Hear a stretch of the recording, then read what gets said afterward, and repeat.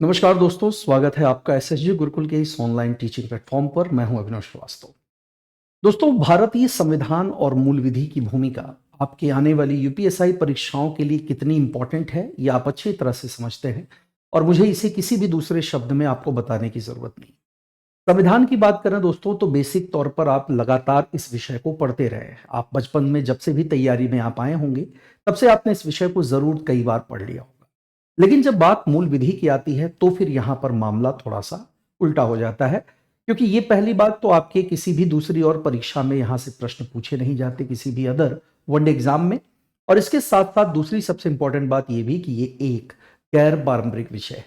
तो इस विषय के संदर्भ में आप सबकी समस्याओं को और आपकी चिंताओं को समझते हुए एसएसजी गुरुकुल आपके लिए आज स्टार्ट कर रहा है दोस्तों एक मिनी शॉर्ट सीरीज है ये। और इस शॉर्ट सीरीज में हम लोग डिस्कस करेंगे अपने मूल विधि के सभी अलग अलग जितने भी प्रावधान हैं, जितने भी अधिनियम हैं, उन सारे अधिनियमों को। तो चलिए उसकी पहली कड़ी में आज हम लोग बात कर लेते हैं अपने इस मूल विधि से रिलेटेड आईपीसी और बीएनएस के बीच के संबंधों और अपराध के क्या तत्व हैं और अपराधी या अपराध के होने की प्रक्रिया क्या है।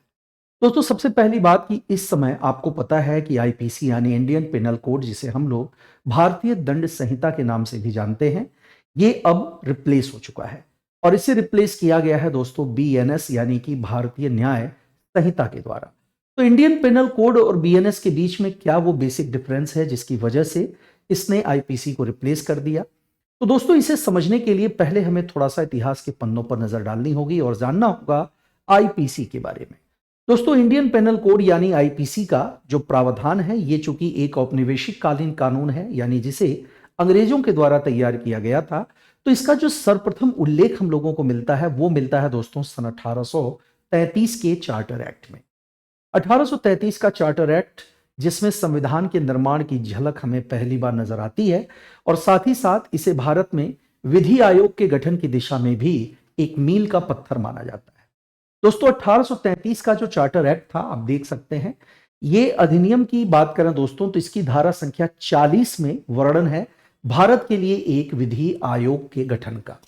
और बात करें दोस्तों भारत के लिए किसी विधि आयोग की, तो ये ध्यान रखिएगा कि विधि आयोग वह संस्था है जो कानूनों का निर्माण करने, अप्रासंगिक कानूनों की पहचान करने और उसे समाप्त करने के लिए अधिकृत की जाती है।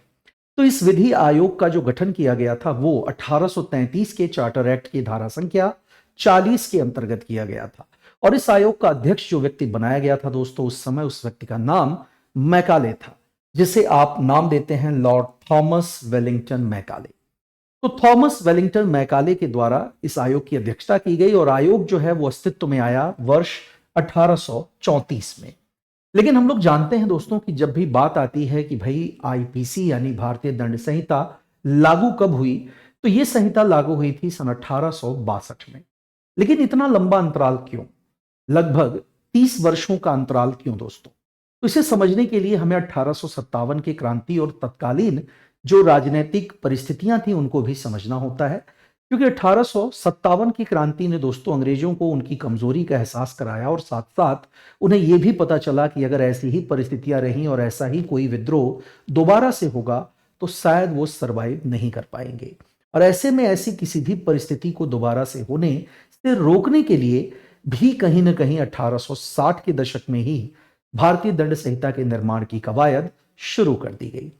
दोस्तों, आईपीसी के गठन का जो प्रस्ताव था वो ध्यान रखिए 1856 के विधायी परिषद में दिया गया था। बहुत बढ़िया सवाल है कि भाई आईपीसी के गठन का प्रस्ताव कब दिया गया, तो याद रखें इसका प्रस्ताव 1856 के विधायी परिषद में प्रस्तुत किया गया। और उस समय जो परिषद थी उसके जो सदस्य थे, उनके सदस्यों की बात करें तो एक तो वेलिंगटन मैकाले खुद था, लेकिन मैकाले के अलावा दोस्तों इसमें और 3 सदस्य शामिल थे। इन 3 सदस्यों में पहला नाम आपके सामने मिलेट का है, दूसरा नाम मैक्लियॉड का है और तीसरा नाम है दोस्तों एंडरसन का। तो मिलेट, मैक्लियॉड और एंडरसन तथा मैकाले, ये 4 लोग उस विधायी परिषद के सदस्यों में शामिल थे। साथ साथ दोस्तों उस समय अगर वायसरॉय की बात की जाए कि कौन उस समय वायसरॉय हुआ करता था, तो उस समय वायसरॉय के रूप में काम कर रहा था लॉर्ड कैनिंग, जो कि आपके 1857 के दौर में जब गवर्नर जनरल का पद वायसरॉय में परिवर्तित हुआ, तो उस रूप में पहला व्यक्ति जो है वो लॉर्ड मैकाले था, जो कि भारत के प्रथम वायसरॉय के रूप में भी जाना जाता है। और आखिरकार लॉर्ड मैकाले और कैनिंग के तथा इन अन्य सदस्यों के प्रयासों से 1 जनवरी 1862, ये समय याद रखें दोस्तों, 1 जनवरी 1862, यही वो वर्ष है जब आईपीसी यानी भारतीय दंड संहिता अर्थात इंडियन पिनल कोड को लागू किया गया। आजादी के बाद दोस्तों भारत की बात करें तो भारत में जम्मू कश्मीर को छोड़ करके इसे सारे भारत में लागू किया गया, क्योंकि आप ये जानते हैं कि जम्मू कश्मीर में उस समय धारा संख्या 35A या 370 की बात आती है अनुच्छेद की, तो ये पहले चल रहे थे और ये क्या करते थे, ये जम्मू कश्मीर को विशेष राज्य का दर्जा देते थे। और जम्मू कश्मीर को विशेष राज्य का दर्जा मिलने के कारण भारतीय दंड संहिता वहां पर लागू नहीं थी, बल्कि वहां पर जो कानून चलता था उस कानून को कहा जाता है बच्चों रणवीर दंड संहिता। तो रणवीर दंड संहिता ही थी जो जम्मू कश्मीर में प्रचलित थी। किसके स्थान पर? तो भारतीय दंड संहिता के स्थान पर। आगे बढ़ते हैं, अब पहले समझ लेते हैं आईपीसी और बीएनएस के बीच में जो बेसिक डिफरेंस है वो क्या है। दोस्तों आईपीसी यानी कि इंडियन पेनल कोड में आप ध्यान से देखें तो इसका जो बीच का शब्द है वो दंड यानी पनिशमेंट है, और बीएनएस में आप देख सकते हैं यहां पर बात की गई है न्याय के बारे में।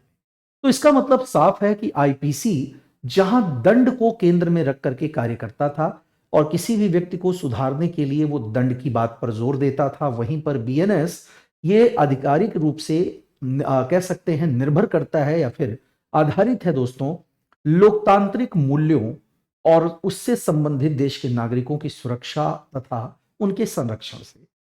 आसान शब्दों में मैं कहूं तो आईपीसी जो है दोस्तों वो औपनिवेशिक कालीन शासन प्रणाली का उदाहरण है, और औपनिवेशिक कालीन शासन प्रणाली में व्यक्ति को दंड देना ही उनका मूल उद्देश्य होता था। जबकि जब हम भारतीय न्याय संहिता यानी बीएनएस की बात करते हैं तो लोकतांत्रिक भारत के नागरिक अधिकारों का प्रतिनिधित्व करने वाले कानून के रूप में इसे देखा गया, जिसका उद्देश्य दंड देना नहीं था दोस्तों, बल्कि न्याय को प्राथमिकता देना था। और इस तरह से आईपीसी को रिप्लेस करने में कामयाब कौन रहा? इसे रिप्लेस करने में भारतीय न्याय संहिता कामयाब रही। अब बात करते हैं इसी से जुड़े कुछ और संकल्पनाओं और कॉन्सेप्ट्स पर, जैसे कि पहला और सबसे इंपॉर्टेंट कॉन्सेप्ट आपके सामने आता है अपराध के बारे में। कि अपराध क्या होता है? दोस्तों याद रखिएगा, अपराध का मतलब ऐसा कोई भी कार्य जो किसी भी व्यक्ति को उनके मानसिक, आर्थिक या शारीरिक रूप से नुकसान पहुंचाता हो या नुकसान पहुंचाने का प्रयास करता हो। दो बातें हैं यहां पर। पहली चीज, या तो क्षति पहुंचाता हो या फिर क्षति पहुंचाने का प्रयास करता है। दोनों ही स्थितियों में इसे अपराध माना जाएगा, क्योंकि अगर आप पहुंचा रहे हैं या पहुंचाने का प्रयास कर रहे हैं तो दोनों कंडीशन में एक चीज सबसे इंपॉर्टेंट हो जाती है, और वो है आपका आशय, आपका इंटेंशन, आपका मकसद। अगर आपका मकसद किसी को नुकसान पहुंचाना है, भले ही आप उसके लिए प्रयास करें और कामयाब न हो, तो भी इस बात की गंभीरता को कम करके नहीं आंका जा सकता। क्योंकि अगर आप किसी व्यक्ति को नुकसान पहुंचाने की मानसिकता से कोई कार्य करते हैं तो इसका मतलब है कि वहां पर आपका जो आशय है वो सामान्य या सकारात्मक न होकर के दुराशय पर आधारित रहा है, और इसलिए ये क्या कहलाएगा? अपराध या क्राइम के रूप में परिभाषित किया जाएगा। तो फिर से मैं दोहरा देता हूं कि किसी भी व्यक्ति को शारीरिक, मानसिक या आर्थिक रूप से नुकसान पहुंचाना या नुकसान पहुंचाने की कोशिश करना ही अपराध की परिभाषा में गिना जाता है। अब दूसरी सबसे इंपॉर्टेंट चीज आती है दोस्तों कि अपराध के अवयव यानी कि फैक्टर्स क्या क्या होते हैं। देखिए, अपराध के फैक्टर्स में 4 चीजें इंपॉर्टेंट होती हैं, लेकिन उसमें से पहले 3 चीजों की बात करें तो व्यक्ति है, कार्य है और क्षति है। निश्चित रूप में अपराध जो करेगा वो भी और जिसके विरुद्ध किया जाएगा दोनों ही व्यक्ति ही होंगे, क्योंकि भाई जानवर तो अपराध करने से रहे, कोई पेड़ पौधा अपराध करने से रहा, ये तो मानवीय प्रवृत्ति का हिस्सा है। ऐसे में व्यक्ति या मानव का जो कार्य है वो व्यक्ति या मानव के विरुद्ध ही होता है और व्यक्ति के या मानव के द्वारा ही किया जाता है। तो ये पहला कारक है। दूसरी चीज है वो कार्य जिससे किसी की क्षति हो रही है। अब वो क्षति आर्थिक भी हो सकती है, सामाजिक भी हो सकती है, मानसिक भी हो सकती है या शारीरिक भी हो सकती है। दूसरा है कार्य, और तीसरे नंबर पर आते हैं क्षति या उपहति, जिसे इंजरी कहते हैं। तो व्यक्ति होगा जो ऐसा कोई कार्य करेगा जिससे किसी व्यक्ति को नुकसान होगा। तो ये 3 बातें हैं, लेकिन इन 3 बातों के अलावा चौथी जो सबसे इंपॉर्टेंट चीज है, वो चीज है दोस्तों आपकी आपराधिक मनोवृत्ति, यानी कि मेंस रिया। अगर कोई व्यक्ति है, वो कोई कार्य कर रहा है और उसमें उसको नुकसान हो जाता है किसी दूसरे व्यक्ति को, अगर उसके पीछे उसका कोई मकसद नहीं था, ऐसा उसका कोई इंटेंशन नहीं था, ये सिर्फ एक दुर्घटना थी, तो ऐसे में व्यक्ति को अपराधी के अंतर्गत मेंशन नहीं किया जाएगा। ठीक है।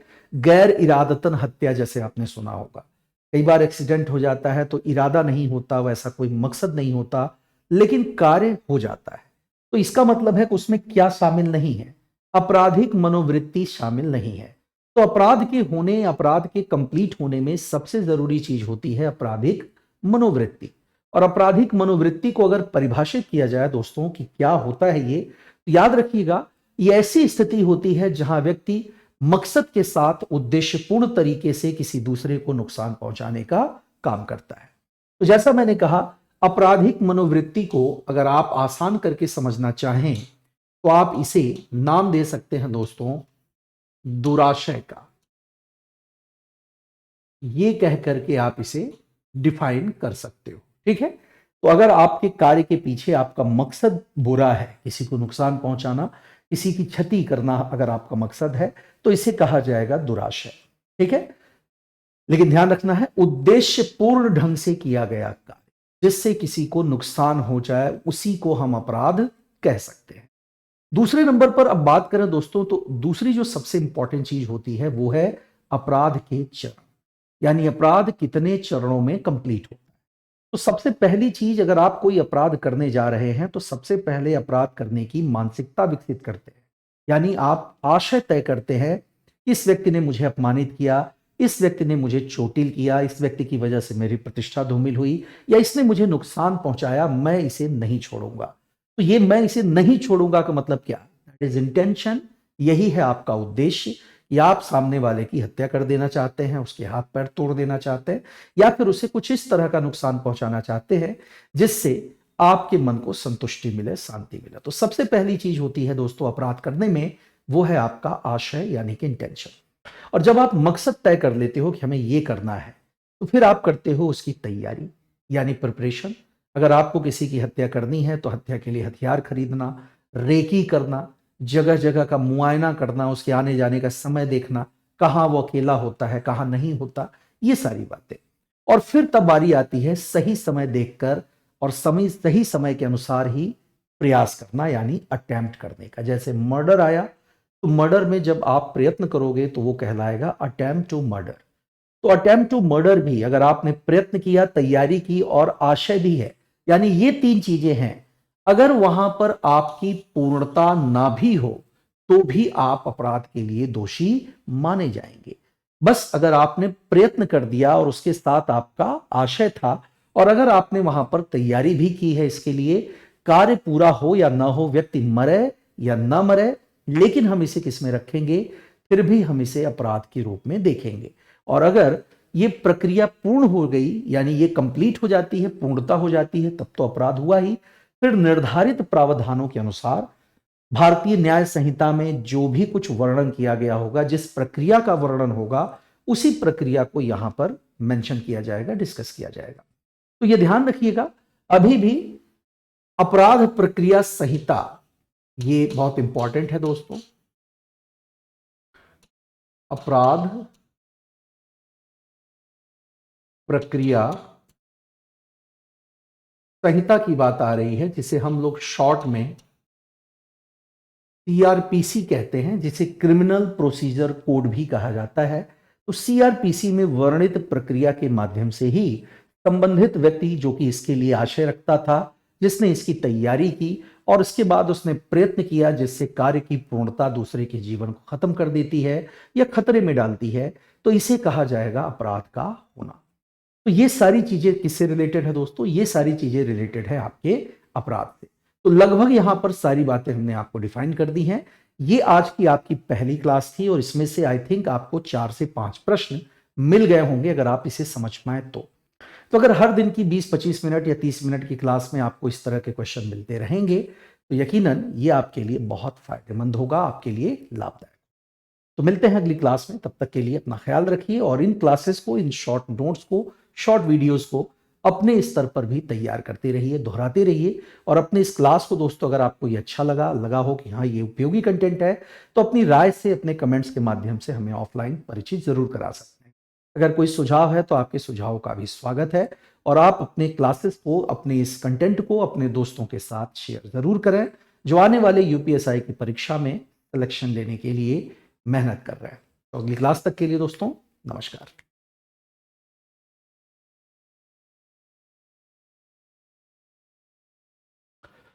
हेलो दोस्तों, नमस्कार। स्वागत है आपका एसएसजी गुरुकुल के इस ऑनलाइन प्लेटफॉर्म पर और मैं हूं अविनाश श्रीवास्तव। दोस्तों, बातें हो रही हैं हमारे आपके बीच एक श्रृंखला पर और ये श्रृंखला आधारित है आपके यूपीएसआई की परीक्षा यानी दरोगा भर्ती की परीक्षा में पूछे जाने वाले मूल विधि के प्रश्नों पर।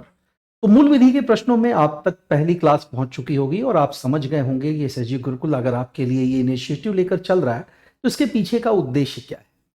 खैर, आज इसी श्रृंखला में मैं अपनी दूसरी कड़ी के साथ आप सबके बीच उपस्थित हूं और आज हम लोग बात करेंगे दोस्तों सूचना प्रौद्योगिकी अधिनियम सन 2000 पर। दोस्तों, आज का युग जो है ये सूचनाओं का युग है, इंफॉर्मेशन का युग है।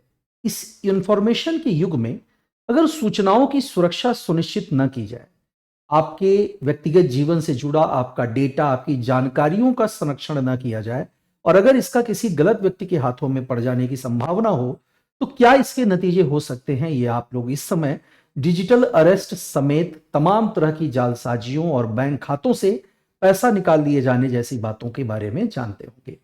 तो ऐसे ही चीजों पर आधारित हमारी आज की क्लास। दोस्तों, साइबर अपराध या फिर ई वाणिज्य की बात हम लोग यहां पर कर रहे हैं। तो सूचना प्रौद्योगिकी अधिनियम के अंतर्गत अगर बात पूछी जाए कि इसका मकसद क्या है, इसका उद्देश्य क्या है, तो याद रखिएगा इसका जो मूल उद्देश्य है वो साइबर अपराध या ई वाणिज्य, जो कि ई कॉमर्स भी कहलाता है, इसी से संबंधित अपराधों को रोकना, यही इसका मकसद है दोस्तों। मुख्य रूप से अगर व्यक्ति से जुड़ी सूचनाओं के संरक्षण यानी कि जहां सूचनाओं का अधिकार आपके मूलभूत अधिकारों में से एक होता जा रहा है और आपकी प्राइवेसी यानी निजता को आपके मूलभूत अधिकार के रूप में सुप्रीम कोर्ट ने एक्सप्लेन भी किया है, अपना डिसीजन भी इस बारे में दिया है, तो ऐसे में आपकी निजता का संरक्षण, निजता की सुरक्षा ये आवश्यक हो जाती है। तो दोस्तों, साइबर अपराध, ई कॉमर्स से जुड़े अपराध या आपके व्यक्तिगत निजी जानकारियों की अगर मैं बात करूं, उनकी सुरक्षा, ये सब कुछ सूचना प्रौद्योगिकी के इस अधिनियम का मकसद है। यह अधिनियम दोस्तों अगर बात करें लागू होने की, तो याद रखिए भारत में तो ये लागू है ही, संपूर्ण भारत इंक्लूडिंग जम्मू कश्मीर। लेकिन कुछ मामलों में देश के बाहर भी होने वाले अपराधों के संदर्भ में इसके कानूनों को, इसके प्रावधानों को लागू किया जाता है। राष्ट्रपति की स्वीकृति की बात करें दोस्तों, तो 9 जून वर्ष 2000 को इस अधिनियम को राष्ट्रपति की स्वीकृति मिली थी। आप देख सकते हैं, तारीख आपके सामने है दोस्तों, 9 जून वर्ष 2000, ठीक है। जबकि इस अधिनियम को 17 अक्टूबर 2000 को लागू कर दिया गया। तो लागू करने की भी तिथि अगर पूछी जाएगी तो भी आप यहां पर बता सकते हैं। फिर एक प्रश्न और इसमें इंक्लूड किया गया है कि वो बताइए कि भाई संशोधन भी क्या इसमें हुआ है। तो जी हां दोस्तों, आईटी एक्ट 2000 में संशोधन हुआ था वर्ष 2008 में, जिसे 27 अक्टूबर वर्ष 2009 को लागू कर दिया गया था। तो ये तीन बातें इस अधिनियम से जुड़ी हुई हैं। क्या है ये अधिनियम, कहां लागू है और कब इसे राष्ट्रपति की स्वीकृति मिली और कब लागू हुआ या कब इसमें संशोधन हुआ, ये सारी बातें यहां पर हमारी फाइनल हो जाती हैं। आगे बढ़ने पर दोस्तों एक और बात याद रखें कि आईटी एक्ट ने कुल 4 अन्य अधिनियमों में भी संशोधन किए हैं। यानी कि 4 अधिनियम कौन कौन से जिसमें आईटी एक्ट ने संशोधन किया बेटा? पहला है आपका भारतीय दंड संहिता, जिसे हम लोग 1860 के नाम से जानते हैं। तो पहला नाम आपका भारतीय दंड संहिता 1860 हो गया। दूसरा है भारतीय साक्ष्य अधिनियम 1872, जिसे इंडियन एविडेंस एक्ट के नाम से भी जाना जाता है। तीसरा है बैंकर बुक साक्ष्य अधिनियम, यानी बैंकर बुक एविडेंस एक्ट बोलते हैं इसे, ये 1891 का है, इसमें भी संशोधन किया गया। और चौथा था आरबीआई एक्ट 1934, यानी आरबीआई अधिनियम 1934। तो इन चारों अधिनियमों में आईटी एक्ट 2000 ने संशोधन किए हैं, बदलाव किए हैं। लेकिन कुछ बातें ऐसी हैं दोस्तों जिन्हें अभी भी इस अधिनियम के दायरे से बाहर रखा गया। किन किन चीजों को इस अधिनियम के दायरे से बाहर रखा गया है, तो याद रखिएगा, ट्रस्ट जिसे हम न्यास कहते हैं, कोई वसीयत हो, कोई मालिकाना हक या पावर ऑफ अटर्नी हो, कोई अचल संपत्ति हो, विक्रय से जुड़े दस्तावेज हो, या सरकारी लेन देन जैसे गजट वगैरह की अगर बात करें तो वो सारी चीजें इस अधिनियम के दायरे से बाहर होती हैं। तो ये बात आपके लिए बहुत इंपॉर्टेंट है कि कौन कौन से अधिनियमों में इस एक्ट ने संशोधन किया है और साथ ही साथ किस किस चीज को इस अधिनियम के दायरे या सीमाओं से बाहर रखा गया है। ये सारी बातें आपको यहां पर पता चल जाती हैं। अब बात करते हैं दोस्तों इसी के आगे बढ़कर के धारा संख्या 1 पर। धारा के अनुसार अगर बात करें तो इसकी जो पहली धारा है, आप स्पष्ट शब्दों में देख पा रहे होंगे कि यहां पर बात 3 चीजों के बारे में की गई है, नाम, विस्तार और क्षेत्र के बारे में। और दोस्तों अभी पीछे मैंने इसी के बारे में बताया। नाम तो सूचना प्रौद्योगिकी अधिनियम सन 2000 इसका नाम है। विस्तार की बात करें तो इसे संपूर्ण भारत पर लागू किया गया है, लेकिन कुछ मामलों में भारत के बाहर भी इसे लागू किया जाता है। और क्षेत्र की बात करें तो क्षेत्र तो आपको पता ही है कि इसने 4 अन्य अधिनियमों को भी संशोधित किया है। अब आते हैं धारा संख्या 2 में। इसको ध्यान रखिएगा, जहां भी दोस्तों धारा संख्या 2 का उल्लेख है तो ज्यादातर अधिनियमों में धारा संख्या 2 के अंतर्गत एक ही चीज बताई गई है और वो है अलग अलग तरह की परिभाषाएं, अलग अलग जो शब्दावलियां हैं उन शब्दावलियों का सही मतलब यहां पर आपको समझने की बात की जाती है। तो प्रमुख परिभाषाओं का उल्लेख जो है वो धारा संख्या 2 में है। उदाहरण के लिए कई नाम हो सकते हैं, जैसे कि इलेक्ट्रॉनिक साक्ष्य क्या है, या फिर उसमें बुलिंग क्या होता है, इसी में फोर्जरी क्या होती है, ठीक है, कॉपीराइट किसे कहते हैं, ये सब कुछ शब्दावलियां हैं जिसका उल्लेख यहां पर किया गया है। धारा संख्या 4 की तरफ चलेंगे। धारा संख्या 4 का जो संबंध है वो इलेक्ट्रॉनिक अभिलेखों से है।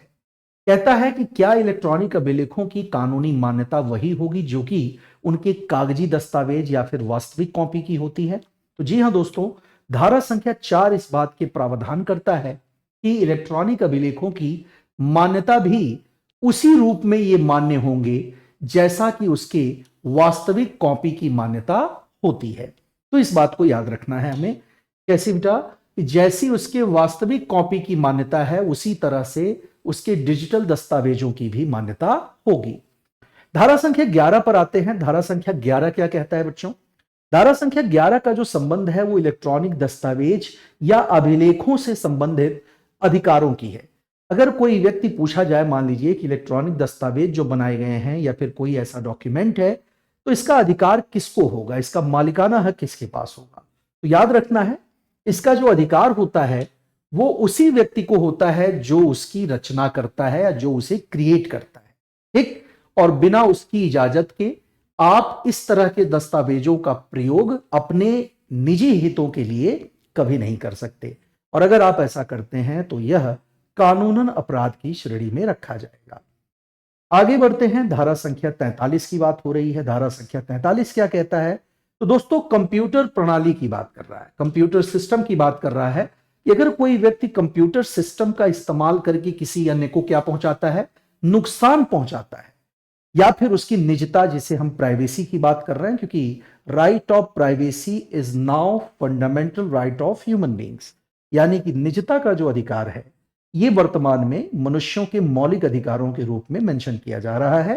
तो अगर आप किसी व्यक्ति को कंप्यूटर प्रणाली या फिर इंफॉर्मेशन टेक्नोलॉजी के जो भी मेथड्स हैं उनका इस्तेमाल करके अगर आप उसकी प्राइवेसी को भंग करने की कोशिश करते हैं या उसके मौलिक अधिकार, जिसे मैं कह रहा हूं, उसका आप उल्लंघन करते हैं, तो इसके लिए 1 करोड़ रुपए तक का जुर्माना जो है वो आप पर लगाया जा सकता है। यानी यहां पर फंडामेंटल राइट्स को प्रोटेक्ट करने के लिए इस एक्ट की धारा संख्या 43 में जो व्यवस्था दी गई है, अगर इस व्यवस्था का सही सही पालन किया जाए तो निश्चित तौर पर अराजक तत्वों में व्यक्ति की निजता के साथ खिलवाड़ करने की जो प्रायिकता या जो संभावना उनके मन में होती है, इस संभावनाओं को सिरे से खारिज किया जा सकता है। आगे बढ़ते हैं।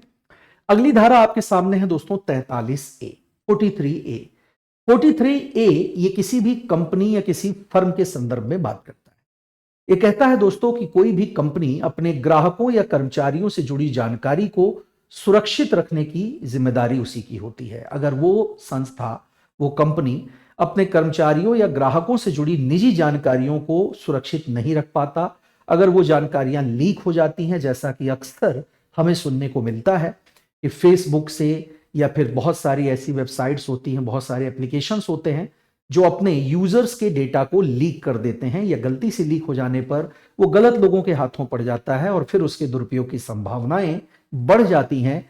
तो ऐसी स्थिति में दोस्तों उस कंपनी पर जुर्माना लगाया जा सकता है। यानी कंपनी अगर वो अपने कर्मचारियों और ग्राहकों का डेटा सुरक्षित रखने में असफल रहती है तो उसे जुर्माने से दंडित किया जाएगा।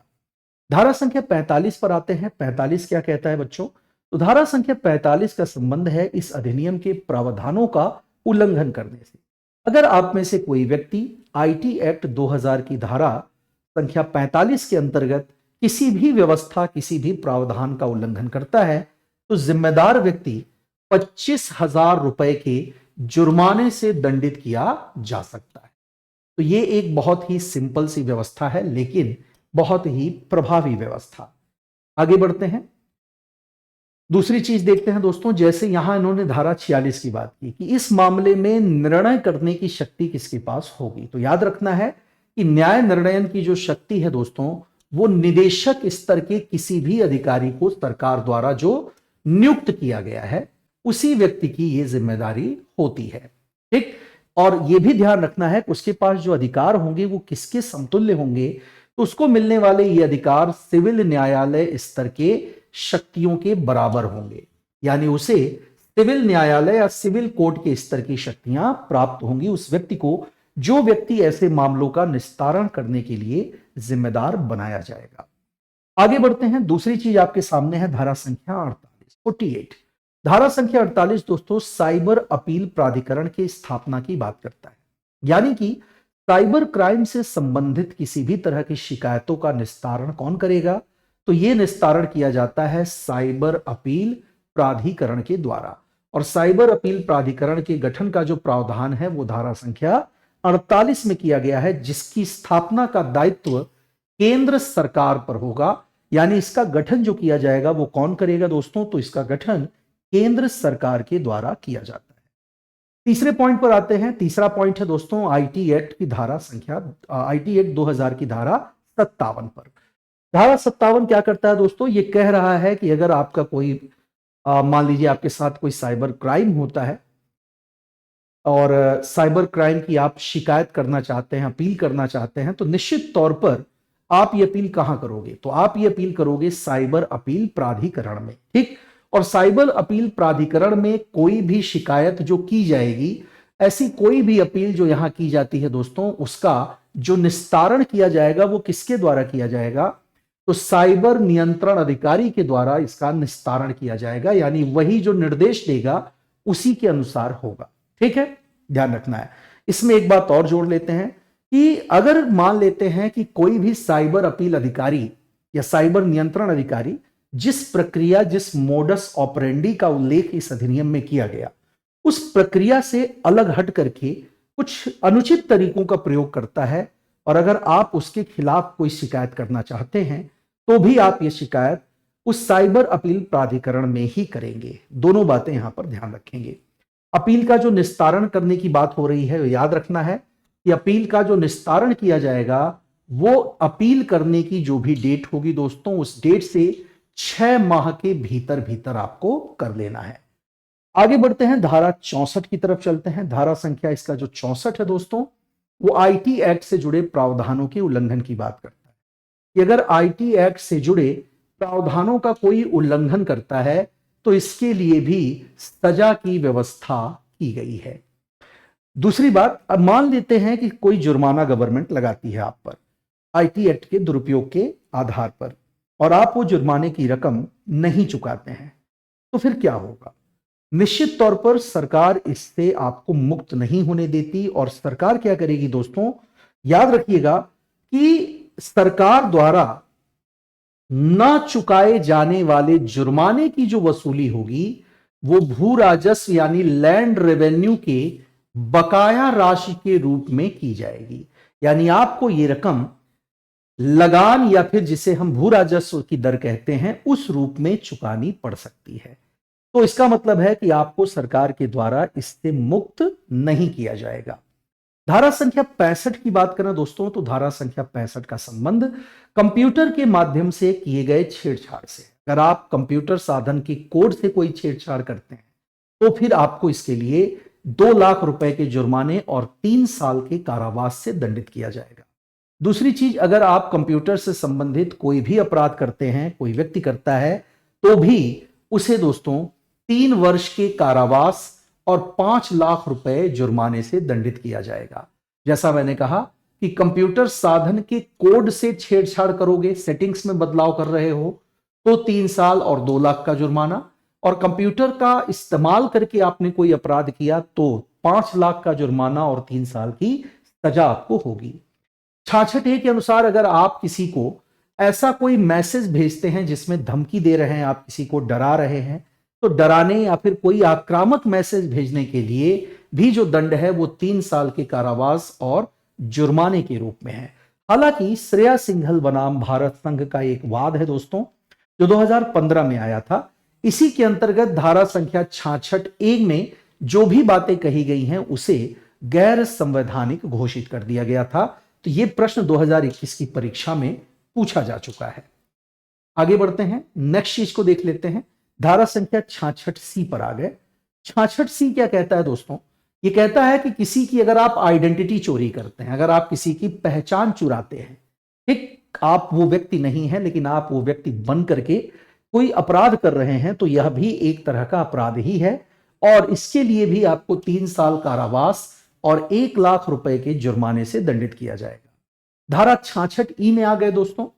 अगर आप किसी व्यक्ति की निजता का उल्लंघन कर रहे हैं, अब निजता यानी प्राइवेसी, जो कि मैंने कहा ये अब आपका फंडामेंटल राइट है, ये अब आपका मूलभूत अधिकार है। तो अगर आप किसी व्यक्ति की निजता का उल्लंघन कर रहे हैं या मान लीजिए आप इस उल्लंघन के क्रम में उसकी कोई तस्वीर बिना उसकी इजाजत के ले रहे हैं, उसके शारीरिक अंगों की तस्वीरें खींच रहे हैं, तो ऐसी स्थिति में भी इसे अपराध माना जाएगा और इसके लिए 3 साल कारावास तथा 2 लाख रुपए के जुर्माने से आपको दंडित किया जा सकता है। धारा 66F ये स्पष्ट रूप से दोस्तों साइबर अपराध की बात करता है।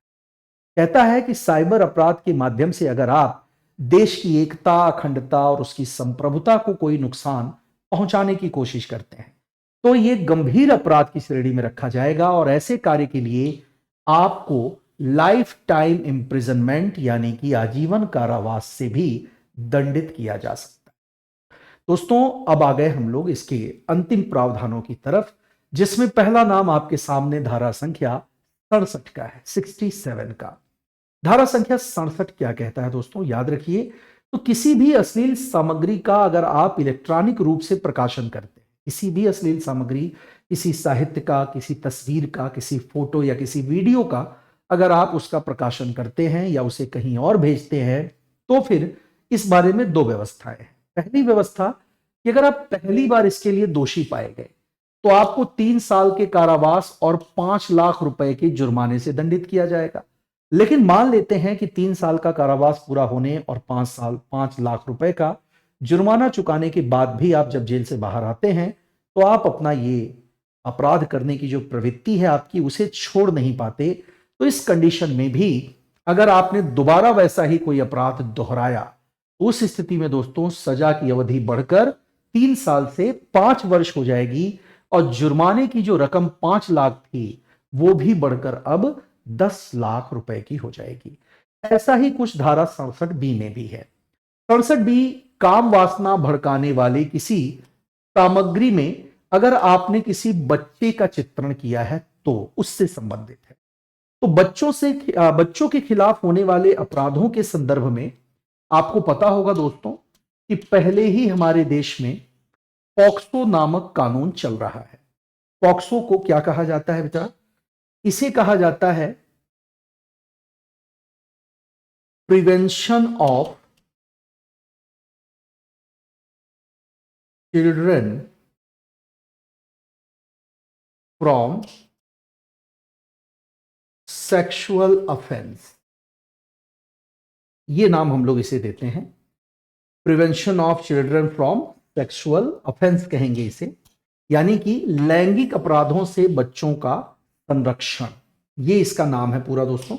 तो अगर आप इसके अंतर्गत कोई ऐसा अपराध करते हैं जहां काम वासना भड़काने वाली किसी भी सामग्री में अगर किसी बच्चे का आपने चित्रण किया, तो पहली बार अगर आप दोषी पाए गए तो उसके लिए आपको 5 साल कारावास और जो जुर्माने की रकम होगी वो होगी बच्चों 10 लाख रुपए की। 5 साल कारावास और 10 लाख का जुर्माना। और अगर आपने इस अपराध को दोहराया तो उस स्थिति में 7 वर्ष कारावास हो जाएगा और जुर्माने की रकम फिलहाल 10 लाख रुपए ही होगी। और अंत में धारा 69 की बात करते हैं। अगर आप मान लीजिए कि दोस्तों कोई ऐसी भी जानकारी है जो किसी एप्लीकेशन के माध्यम से किसी शत्रु राष्ट्र के द्वारा चुराने की कोशिश हो रही है या उसके द्वारा जासूसी की जा रही भारतीयों पर, इस तरह की कोई बात जिससे भारत सरकार को ऐसा लगे ये एप्लीकेशन, ये ऐप जो आप मोबाइल में चलाते हैं अपने दोस्तों, अगर वो ऐप किसी तरह से भी देश की अखंडता और संप्रभुता के लिए खतरा बनता है, तो भारत सरकार को यह अधिकार होगा, केंद्र सरकार को यह अधिकार होगा कि ऐसे किसी भी कंटेंट को वो आम लोगों तक पहुंचने से रोकने के लिए वो ऐसे किसी भी ऐप आदि को क्या कर सकती है, प्रतिबंधित करने का अधिकार रखती है। तो ये सारी बातें संबंधित हैं दोस्तों इसी अधिनियम से, यानी कि आईटी एक्ट 2000 से। तो आई थिंक आपको आईटी एक्ट 2000 बहुत संक्षिप्त में, बहुत शॉर्ट में हमने समझा दिया है। अब आप इसे रिवीजन करके इस पर आधारित अगर प्रैक्टिस पेपर को सॉल्व करते हैं तो आपका ये कंटेंट और अच्छी तरह से तैयार हो जाएगा। तो अगली क्लास तक के लिए मैं आप सबसे अनुमति लेता हूं, फिर मिलते हैं नेक्स्ट क्लास में किसी और बेहतरीन टॉपिक के साथ। नमस्कार दोस्तों।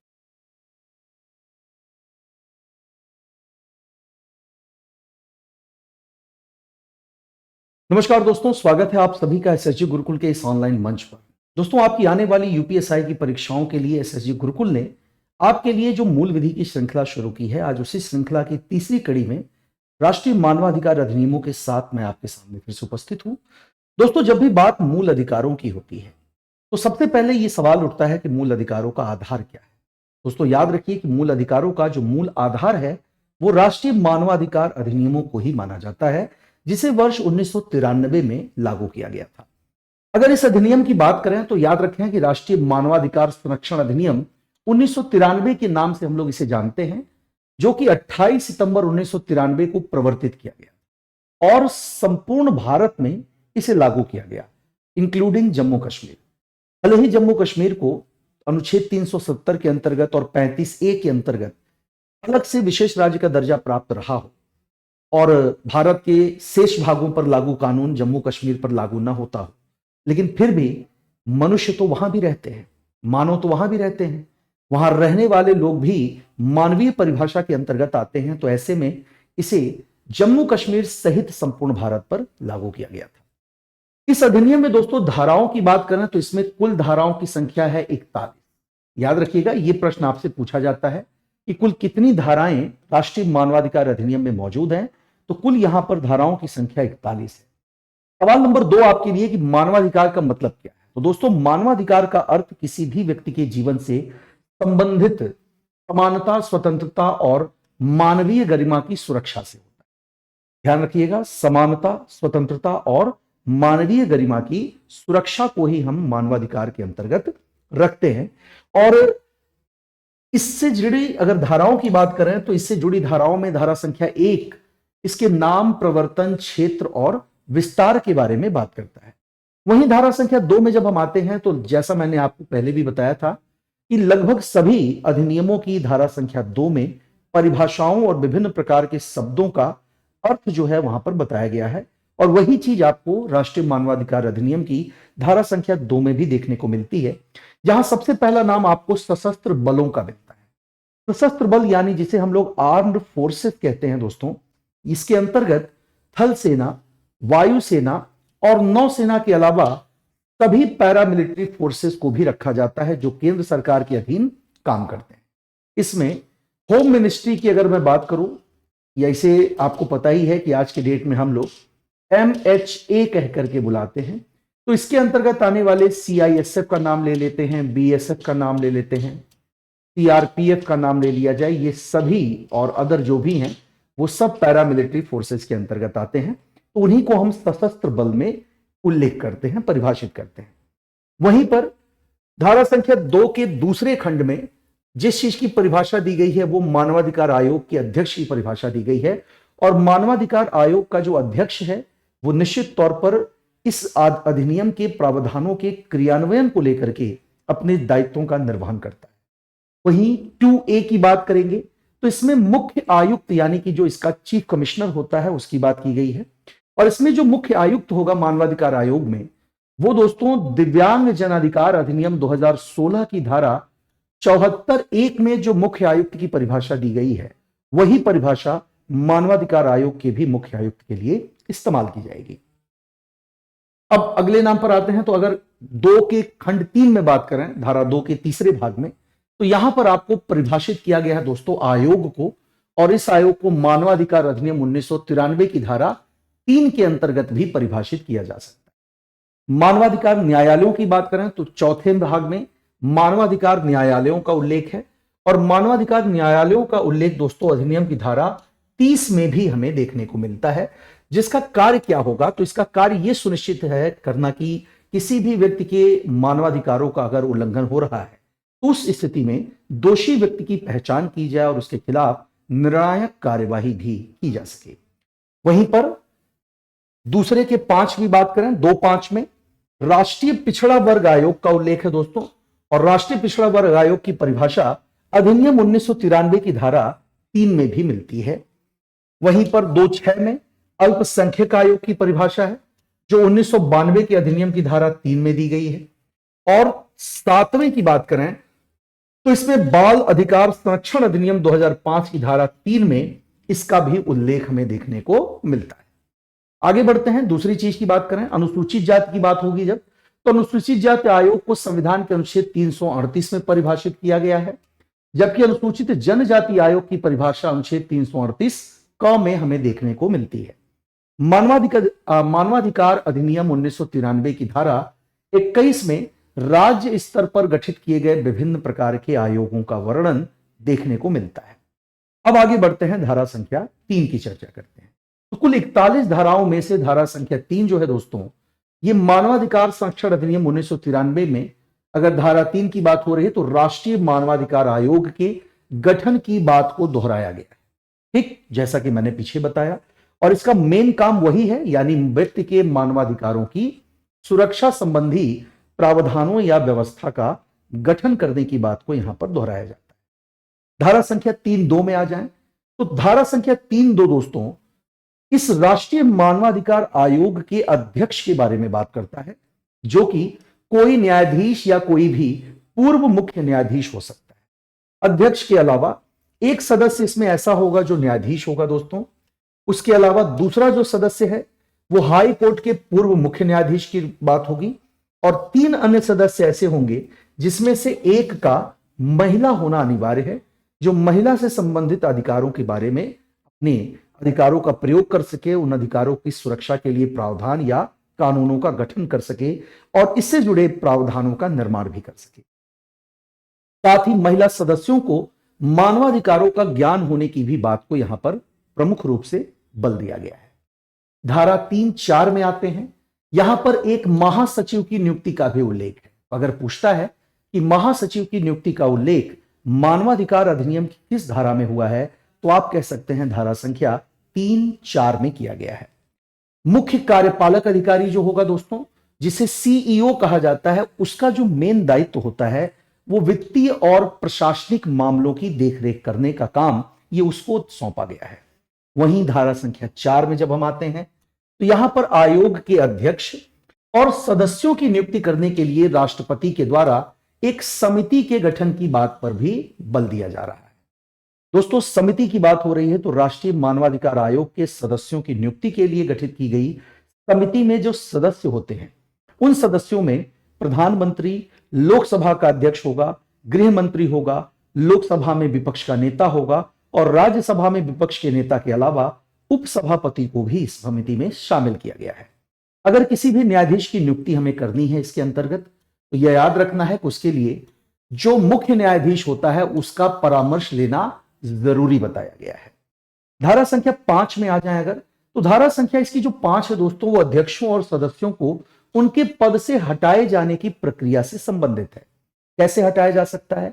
मानवाधिकार आयोग के अध्यक्ष या सदस्यों को, तो याद रखिए, या तो ये राष्ट्रपति को स्वयं संबोधित करते हुए त्यागपत्र दे देंगे, इस्तीफा दे सकते हैं, या फिर उन्हें उनके द्वारा किसी कदाचार के आधार पर हटाया जा सकता है, यानी वे अपने दायित्वों का निर्वहन न करें या दायित्वों से इतर अगर वे अपने अधिकारों का, अपनी शक्तियों का दुरुपयोग करते हैं तो भी इसे कदाचार मानते हुए उन्हें उनके पद से हटाया जा सकता है।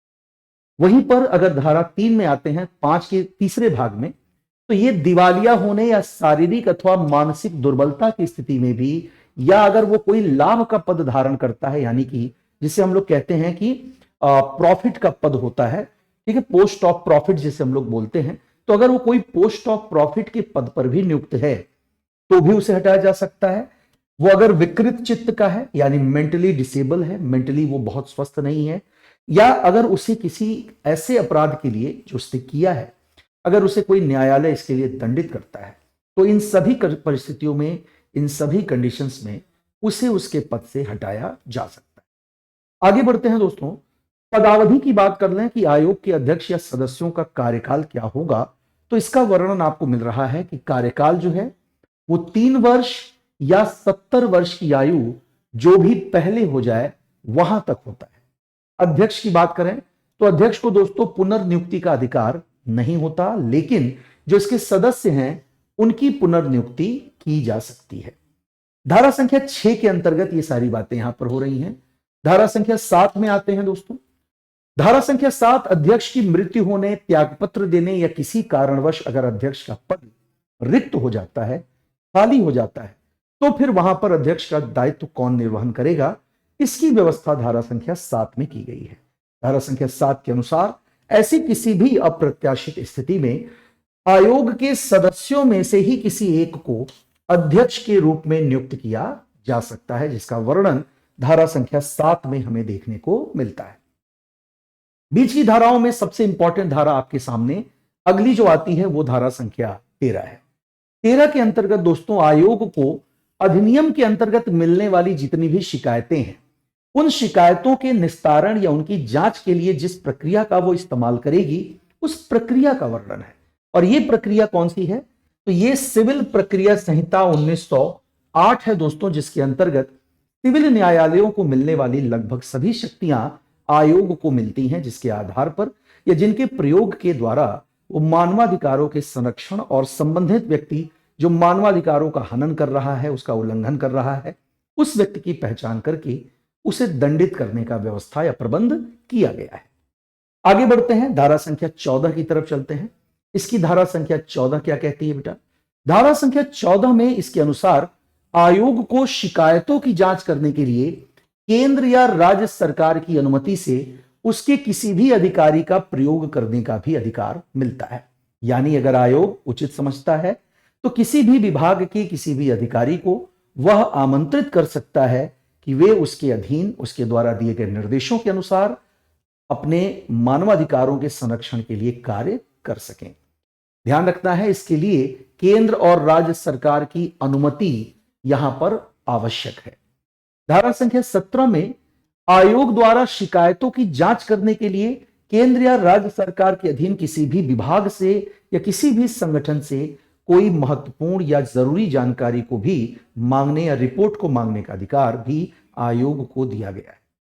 सशस्त्र बलों की बात करें दोस्तों, तो इससे जुड़ा प्रावधान धारा 19 में दिखता है कि अगर सशस्त्र बलों का या सशस्त्र बलों के द्वारा मानवाधिकारों के अतिक्रमण की कोई शिकायत मिलती है, जैसा कि आपको पता होगा कई बार अफस्पा को लेकर के ऐसी ही बातें मिनिस्ट्री ऑफ होम अफेयर्स के पास यानी गृह मंत्रालय के पास ऐसी कई शिकायतें आई हैं।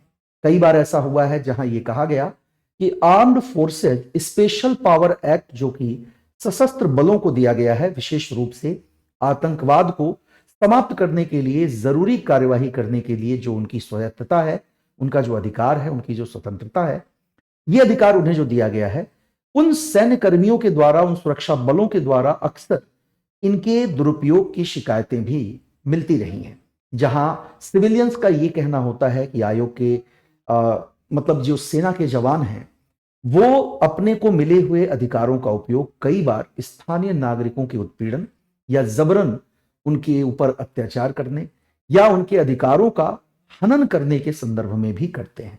और ऐसे में अगर ऐसी कोई शिकायत मिलती है दोस्तों आयोग को, तो आयोग के पास इस संबंध में दो विकल्प हैं। पहला विकल्प यह होता है कि वो केंद्र सरकार से इस बारे में कोई भी रिपोर्ट या कोई भी जानकारी मांग सकती है, और दूसरा कि आयोग कोई कार्यवाही इस विषय में नहीं कर सकती, लेकिन वो दोस्तों सरकार से कार्यवाही करने की सिफारिश कर सकती है। आगे बढ़ते हैं, धारा संख्या 20 की तरफ आते हैं। धारा संख्या 20 जो अगली इंपॉर्टेंट धारा है दोस्तों, ये आयोग को इस बारे में अधिकृत करती है कि आयोग अपने प्रत्येक कार्यवाही या गतिविधि से संबंधित रिपोर्ट हर वर्ष केंद्र सरकार तथा राज्य सरकारों के मानवाधिकार आयोगों को भेजता है, या यूं कहिए कि मानवाधिकार आयोग द्वारा केंद्र या राज्य सरकार को यह रिपोर्ट भेजी जाती है। वहीं धारा 21 की बात कर लेते हैं, तो यहां पर धारा 21 में केंद्र की तरह ही राज्य मानवाधिकार आयोग के गठन की बात को दोहराया जा रहा है। अब बात कर लेते हैं इसकी संरचना की। तो जैसे केंद्रीय स्तर पर राष्ट्रीय मानवाधिकार आयोग के गठन की अपनी एक पूरी प्रक्रिया और संरचना है, वैसी ही संरचना हमें राज्य स्तर पर आयोग में भी देखने को मिलती है, जहां पर दोस्तों अगर हम राज्य मानवाधिकार आयोग के अध्यक्ष की बात करें तो ये हाई कोर्ट का मुख्य न्यायाधीश होता है। सदस्यों में जिला न्यायाधीश के रूप में 7 वर्षों तक काम किए गए न्यायाधीश की बात की जाएगी। वहीं दूसरा जो सदस्य है वो मानवाधिकारों का विशेषज्ञ होता है, और एक सीईओ या सचिव की नियुक्ति की बात भी इसमें कही गई है। जैसा कि मैंने कहा, वो प्रशासनिक और वित्तीय मामलों की देखरेख करता है। आइए बात करते हैं धारा संख्या 22 की। धारा संख्या 22 में दोस्तों इन सभी सदस्यों और अध्यक्षों की नियुक्ति के संबंध में राज्यपाल को अधिकृत किया गया है। जहां राष्ट्रीय मानवाधिकार आयोग के अध्यक्ष और सदस्यों की नियुक्ति का अधिकार राष्ट्रपति को है, वहीं पर राज्य मानवाधिकार आयोगों के अध्यक्ष एवं सदस्यों की नियुक्ति का अधिकार राज्यपाल को दिया गया है। दूसरी ओर धारा संख्या 30 में जब हम आते हैं तो इस धारा में दोस्तों मानवाधिकार न्यायालयों के गठन की बात को बताया जा रहा है। राष्ट्रीय मानवाधिकार आयोग की तरह ही दोस्तों राज्य में भी मानवाधिकार न्यायालयों का गठन किया जाता है, जहां पर कोई भी जिला एवं सत्र न्यायालय को मानवाधिकार न्यायालय के रूप में नामित किया जाता है। जबकि धारा संख्या 31 की अगर बात करें तो धारा संख्या 31 में पब्लिक प्रोसिक्यूटर यानी कि लोक अभियोजन अधिकारी की नियुक्ति की बात को दोहराया जा रहा है। यानी इसमें यह कहा गया है कि वही व्यक्ति लोक अभियोजक के रूप में कार्य कर सकता है जिसके पास कम से कम 7 वर्षों का न्यायिक अनुभव हो। धारा संख्या 32 और 33 में आते हैं अगर, तो इसमें केंद्र तथा राज्य सरकार के द्वारा मानवाधिकार आयोग को मिलने वाले अनुदान की बात को दोहराया जा रहा है, जिसमें धारा 32 कहता है कि केंद्र सरकार द्वारा राष्ट्रीय मानवाधिकार आयोग को, और धारा 33 के अनुसार राज्य सरकार द्वारा राज्य मानवाधिकार आयोग को अनुदान दिया जा सकता है।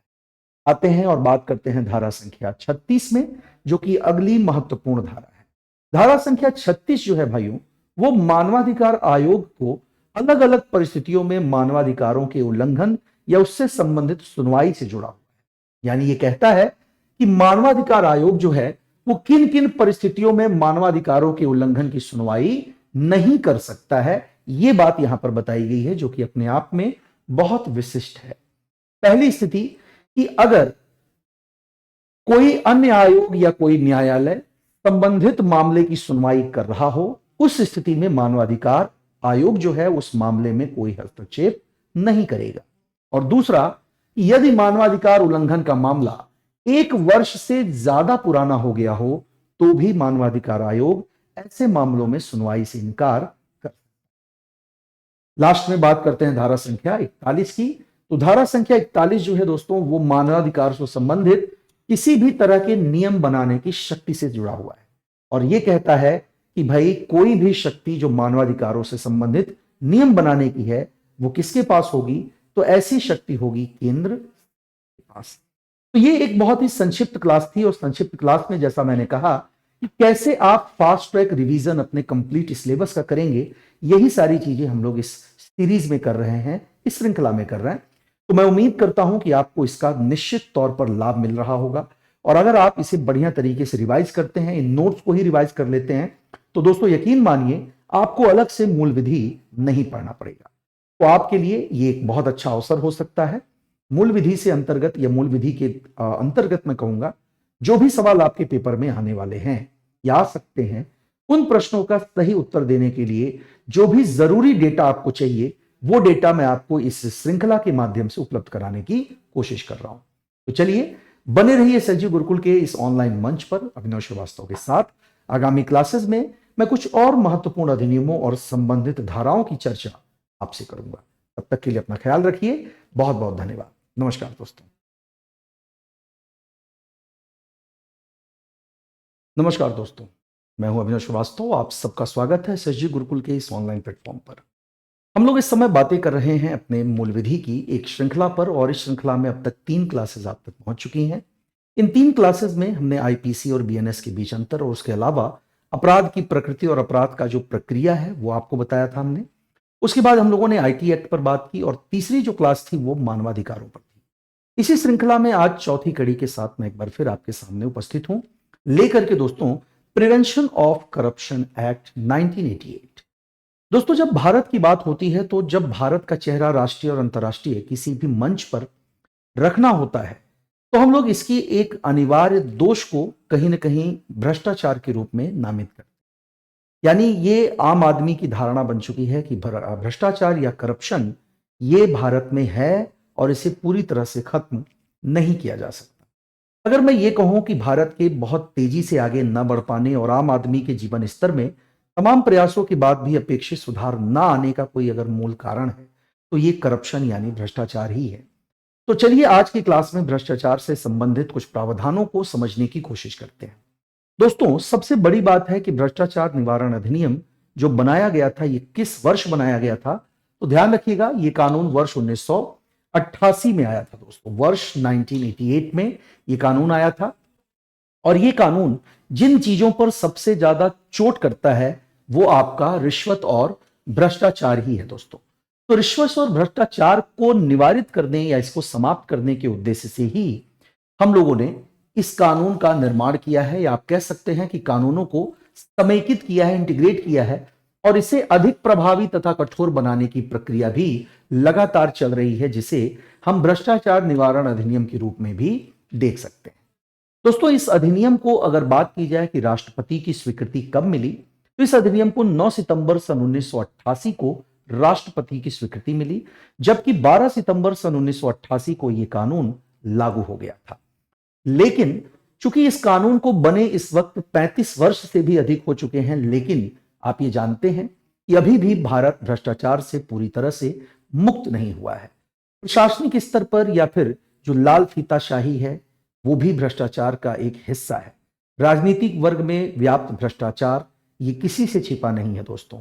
आए दिन नेताओं के घरों से बरामद होने वाली धनराशि, कागजात जमीनों के, या इसके अलावा सोने चांदी के गहने, ये सब कुछ और महंगी वस्तुएं दर्शाती हैं कि वो लोग अपनी आय से ज्यादा संपत्ति का अगर अर्जन कर पाते हैं, तो इसका सबसे बड़ा कारण भ्रष्टाचार ही है। और भ्रष्टाचार एक ऐसा दीमक है दोस्तों जो हमारे लोकतंत्र के इस स्तंभ को, इस मंदिर को, हमारे देश को न केवल अंदर ही अंदर खोखला करता है, बल्कि आम आदमियों के जीवन स्तर में भी लगातार होने वाली गिरावट की सबसे बड़ी वजह बनता है। दोस्तों अगर बात करें इस अधिनियम की, तो इस अधिनियम में धारा संख्या 1 का मैं उल्लेख एक बार फिर से करूंगा कि धारा संख्या 1 जो है दोस्तों, वो बात करती है इसके विस्तार आदि के बारे में। और हमें पता है कि इसका जो विस्तार है वो संपूर्ण भारत पर है, ठीक है, यानी कंप्लीट इंडिया पर ये कानून लागू है। और कई मामलों में ये भारत से बाहर रहने वाले नागरिकों को भी कवर करता है। तो ये दोनों बातें आपको याद रखना है। हाल के दिनों में आपको पता होगा कि बैंकों से लोन लेकर के डिफॉल्टर्स की सूची में शामिल हो जाने वाले लोगों में नीरव मोदी, मेहुल चोकसी, विजय माल्या जैसे लोगों का नाम आता है, जिन्होंने न केवल इस देश के बैंकों में जमा आम आदमियों की मेहनत की गाढ़ी कमाई को लेने का काम किया, उसे हड़पने का काम किया, बल्कि उसे वापस न लौटा करके उन्होंने यह साबित कर दिया कि वे भ्रष्टाचार के इस दीमक का ही दूसरा रूप है। दोस्तों, इन लोगों को भी इस कानून के तहत कहीं ना कहीं हम मजबूर कर रहे हैं कि वे भारत आवें और प्रत्यर्पण करें या समर्पण करें कानून के सामने, या फिर उनकी संपत्तियों को जिस तरह से कुर्क किया जाता है वो भी इस कानून के मजबूत होने का एक सिंपल सा उदाहरण है। खैर, अगर बात करें दोस्तों भ्रष्टाचार निवारण अधिनियम की, तो भ्रष्टाचार निवारण संशोधन अधिनियम भी इसका आया हुआ था, जो वर्ष 2018 में लाया गया और इसे राष्ट्रपति की स्वीकृति मिली थी 26 जुलाई सन 2018 को। इस अधिनियम में बात करें दोस्तों कितने प्रावधान हैं, तो याद रखना इस अधिनियम में कुल 5 अध्याय और 31 धाराओं का वर्णन हमें मिल जाता है। कितने अध्याय? 5 अध्याय और 31 धाराएं भ्रष्टाचार निवारण अधिनियम 1988 में हमें देखने को मिलती हैं। आइए इसको थोड़ा विस्तार से समझते हैं। एक चीज और मैं बता दूं, जब भी धारा संख्या 1 की बात होगी तो धारा संख्या 1 इसके नाम, विस्तार और क्षेत्र की ही बात करता है, जबकि धारा संख्या 2 में हमें विभिन्न प्रकार की परिभाषाओं का वर्णन मिलता है। जैसा कि हर क्लास में मैं आपसे ये बताता हूं कि इन सभी अधिनियमों की धारा संख्या 2 में हमें विभिन्न प्रकार की परिभाषाओं का ही उल्लेख मिलेगा। अब अगर धारा संख्या 1 देखें तो देख भी सकते हैं आप कि अधिनियम के नाम और विस्तार की बात यहां की गई है, जबकि धारा संख्या 2 में परिभाषाओं का उल्लेख जो है वो मिलता है। धारा संख्या 2 के सी खंड की बात करें तो 2C में क्या है दोस्तों? तो धारा 2C में लोक सेवकों को परिभाषित किया गया है, जिन्हें हम पब्लिक सर्वेंट भी बोलते हैं। कौन है पब्लिक सर्वेंट? कौन है लोक सेवक? याद रखिए, कोई भी ऐसा व्यक्ति जो किसी भी सरकारी सेवा में नियुक्त हो और जनता की सेवा में हो, साथ साथ उसे इसके लिए सरकार द्वारा कोई वेतन, फीस या पारिश्रमिक का भुगतान किया जाता है, तो ऐसा व्यक्ति क्या कहलाएगा? लोक सेवक कहा जाएगा। ये कोई न्यायाधीश भी हो सकता है, ये कोई प्रशासनिक अधिकारी भी हो सकता है, ये कोई पुलिस कर्मी भी हो सकता है। ये सभी लोग लोक सेवक की परिभाषा के दायरे में आते हैं। इसके आगे धारा 2D की में अगर बात करें तो इसमें असम्यक लाभ को परिभाषित किया गया है, यानी ऐसा लाभ जिसका दावा आप नहीं कर सकते हैं लेकिन फिर भी आप उस लाभ को धारण करते हैं, आप उस लाभ का फायदा उठा रहे हैं। तो असम्यक लाभ या गैर उचित या जिसे अनुचित लाभ बोल सकते हो आप। तो अनुचित लाभ क्या है? अनुचित लाभ का मतलब होता है कोई भी वेतन या पारिश्रमिक या कोई भी ऐसा आर्थिक लाभ जो अनुचित तरीके से आपके द्वारा अर्जित किया गया हो या कमाया गया हो और कानूनन इसे सही न ठहराया जा सकता हो, तो इसे हम क्या कहेंगे? इसी को हम असम्यक लाभ कह करके संबोधित करेंगे दोस्तों। आइए बात करते हैं अब इसके धारा संख्या 3 के बारे में। धारा संख्या 3 इस भ्रष्टाचार निवारण अधिनियम के अंतर्गत विशेष न्यायाधीशों की नियुक्ति से संबंधित है और इसके अंतर्गत यह बताया गया है दोस्तों कि CRPC का नाम आपने सुना है, जिसे क्रिमिनल प्रोसीजर कोड कहा जाता है, या आप इसी को दंड प्रक्रिया संहिता के नाम से भी जानते हैं। तो दंड प्रक्रिया संहिता 1973 की अगर बात करें तो इसके अनुसार कोई भी ऐसा व्यक्ति जो सत्र न्यायाधीश, अतिरिक्त सत्र न्यायाधीश या सहायक सत्र न्यायाधीश के रूप में काम कर चुका हो या फिर वर्तमान में वो काम कर रहा हो, केंद्र या राज्य सरकार के द्वारा विशेष न्यायाधीश के रूप में उसे नियुक्त किया जा सकता है।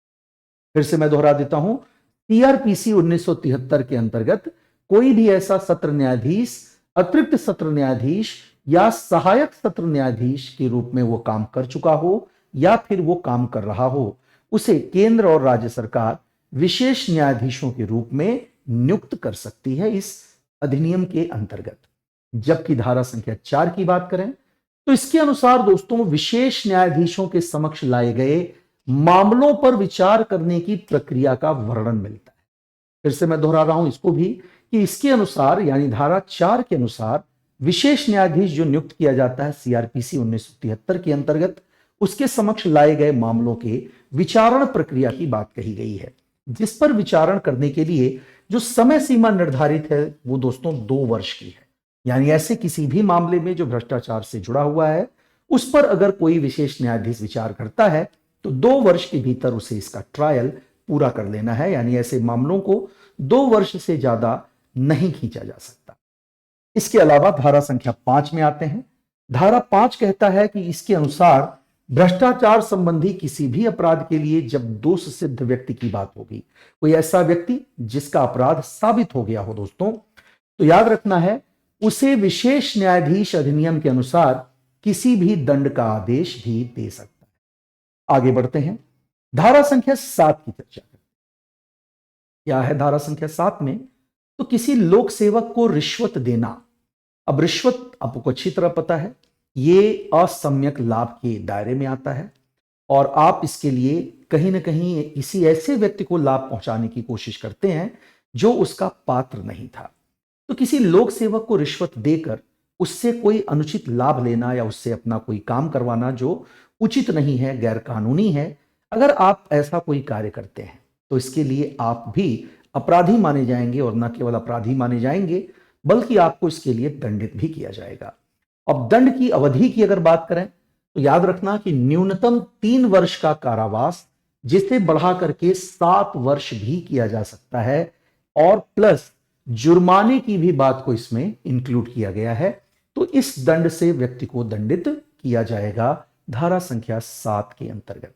वहीं धारा संख्या 7A में जब हम आते हैं तो 7A कहता है कि अगर कोई व्यक्ति अपने निजी प्रभाव का इस्तेमाल करता है, किसी लोक सेवक या पब्लिक सर्वेंट से कोई फायदा या गैर अनुचित या कह सकते हैं गैर उचित, माफ करें, गैर उचित यानी अनुचित लाभ लेने में अगर वो इसकी कोशिश करता है या उसका कोई फायदा उठाता है, तो उस स्थिति में भी उसे 3 से 7 वर्ष के कारावास और जुर्माने से दंडित किया जाएगा, जिसका वर्णन धारा संख्या 7A में किया गया है।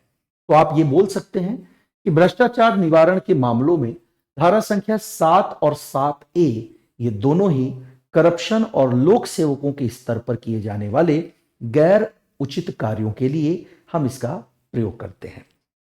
धारा संख्या 9 में अगर आ जाएं बच्चों, तो किसी भी वाणिज्यिक कंपनी या कोई भी ऐसी कॉमर्शियल कंपनी की बात हो रही है जो लोक सेवक को रिश्वत देने का प्रयास करती है। जैसे कई बार ऐसा होता है, पर्यावरण से जुड़े कई ऐसे मामले आते हैं जहां पर कोई कंपनी जो पॉल्यूशन कर रही है और निर्धारित मानकों से ज्यादा उत्सर्जन कर रही है और वो पर्यावरण के लिए सुरक्षित नहीं है, तो ऐसे में जब कोई लोक सेवक उस पर कार्यवाही करने जाता है तो उसे भी कोई लोभ या कोई प्रलोभन देकर के उससे अपने हित में निर्णय देने के लिए कोशिश की जाती है अपराधियों के द्वारा या संबंधित फर्म के द्वारा।